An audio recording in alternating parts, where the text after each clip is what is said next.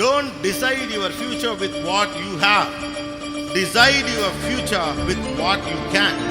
உங்களால் என்ன செய்ய முடியும் என்ற அடிப்படையிலிருந்து உங்களுடைய எதிர்காலத்தை பாருங்க. உங்ககிட்ட என்ன இருக்குங்கிறத வச்சு எதிர்காலத்தை பார்க்காதீங்க.